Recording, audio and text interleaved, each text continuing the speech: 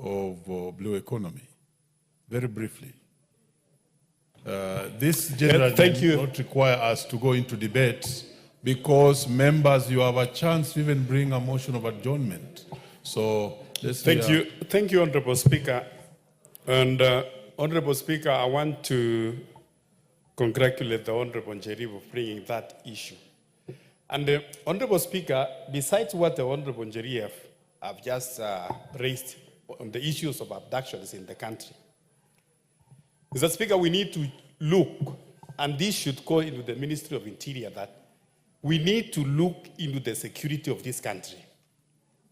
Mr. Speaker, some few weeks ago, an individual who is not even a Kenyan, but he acquired a Kenyan citizen, and we are yet to know how he acquired, came all the way from Ethiopia, that's what we were told, to Isli and killed almost 4 women. And the individual now has been identified that he's an Ethiopian, actually. How he acquired Kenyan citizenship, Mr. Speaker, it's questionable. Mr. Speaker, apart from that one, if you go to the pastoral areas where we come from, the insecurities in those areas, Mr. Speaker, is at an alarming stage. We need to look, even as we address this issue of abductions in the country, Mr. Speaker, we need to look at the general issues of security in the country, Mr. Speaker. Yes, Leader, what's your point of order? Honorable Speaker, this was a general statement, and but I hear a lot of reference to abductions. Even the member on the floor, the chair of our Water and Irrigation Committee is speaking about abductions.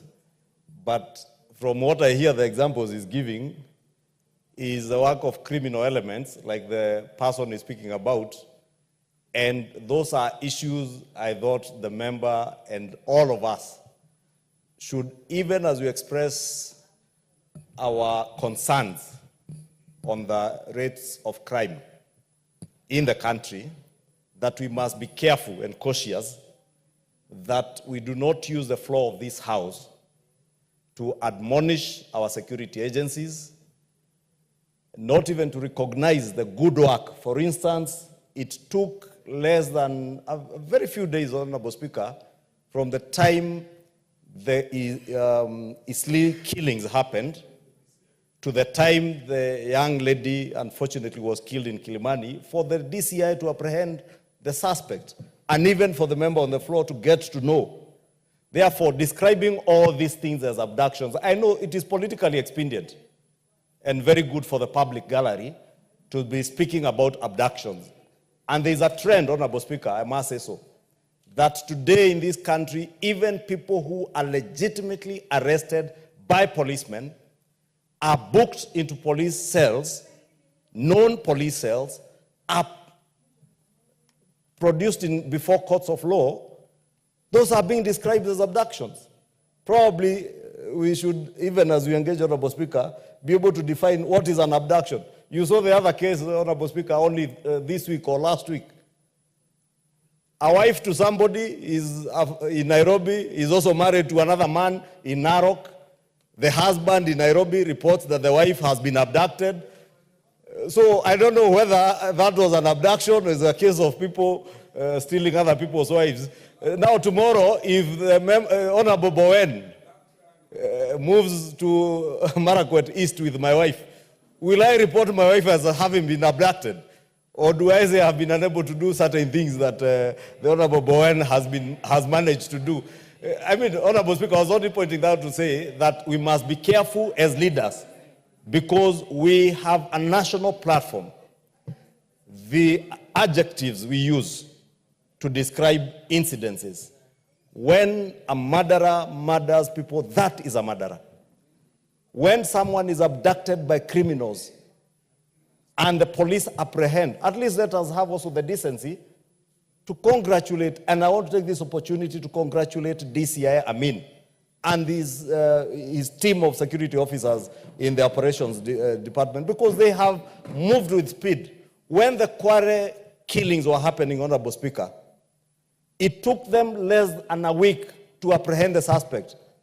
But it took the police a very short time, the Kenya police, to allow that suspect to escape from lawful custody, Honorable Speaker. Those are the issues I would expect that as leaders we should be addressing. Commend our officers when they do well, encourage them to do better, to apprehend suspects, but also avoid the temptation to brand every other criminal activity as an abduction. And I know there are also elements among us who want to make all these things look like they're abductions by the police. Missing persons, I appreciate what Millie Odhiambo has said, Honorable Millie Odhiambo, that there are even missing persons who just disappear now, also found. There are those who are arrested, and they say they were abducted. Criminals must be arrested, and they will be arrested, and they must be produced before courts of law, as happens, in accordance with our Constitution, Honorable Speaker. So I just want to encourage Honorable Speaker, since this was a general statement, that even as we engage, let us be cautious.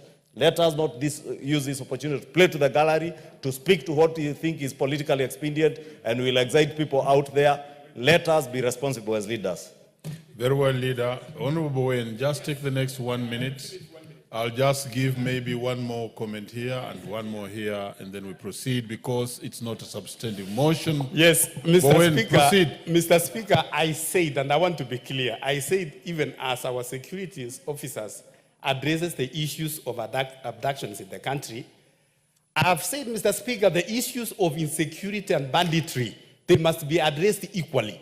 How comes that it took almost 2 days before you get someone who, that Ethiopian guy who killed 4 women, it took less than 2 days, Mr. Speaker, to be apprehended and arrested. But in Kerio Valley, where we have insecurities, it has taken ages. There is no criminal, there are no bandits which has been arraigned in court. Why is it that the government is not addressing that issue like the way it's addressing these issues of abduction? Very well. Let's hear from the Honorable Fatma. Yes, Honorable Fatma. Thank you, Chair. Thank you, Speaker. I want to thank the Honorable Member.